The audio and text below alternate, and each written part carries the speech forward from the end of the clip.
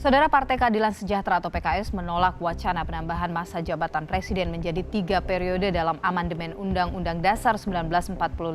Rencana menunda pemilu khususnya pemilihan presiden pada tahun 2024 atau memperpanjang masa jabatan Joko Widodo sebagai presiden tetap berjalan.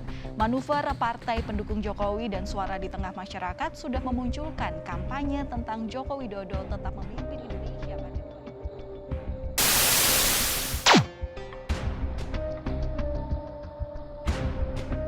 Akhir-akhir ini, isu perpanjangan masa jabatan presiden mencuat kembali.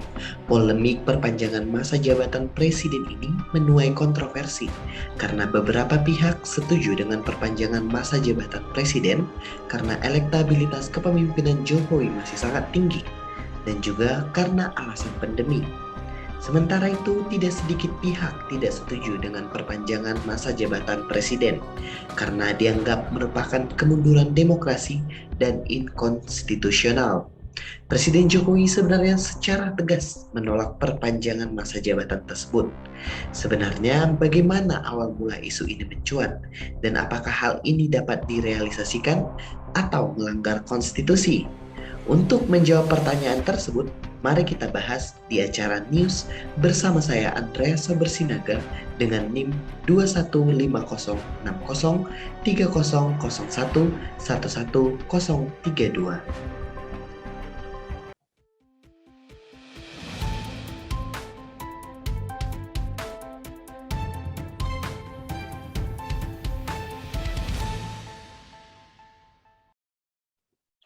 Isu perpanjangan masa jabatan presiden kembali mencuat.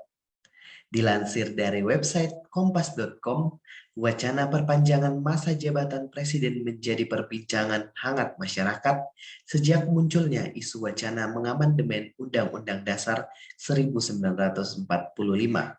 Ketika isu ini pertama kali muncul, ada yang mengusulkan masa jabatan presiden menjadi 8 tahun dalam satu periode.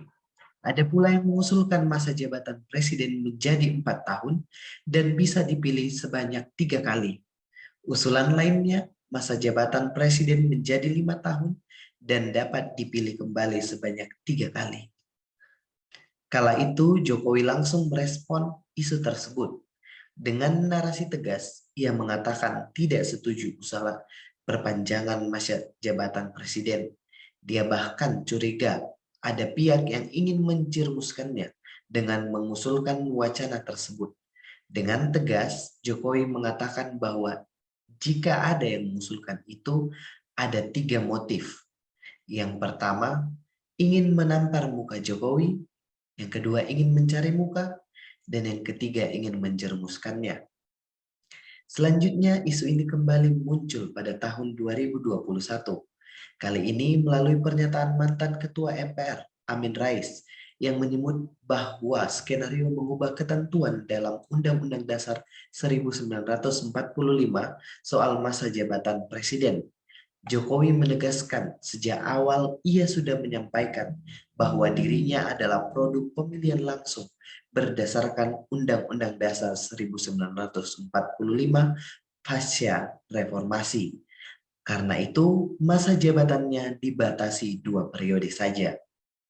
Pada tahun 2022, isu perpanjangan masa jabatan presiden kembali digelorakan, kali ini oleh partai koalisi. Salah satunya adalah Ketua Umum Partai Kebangkitan Bangsa Muhaimin Iskandar.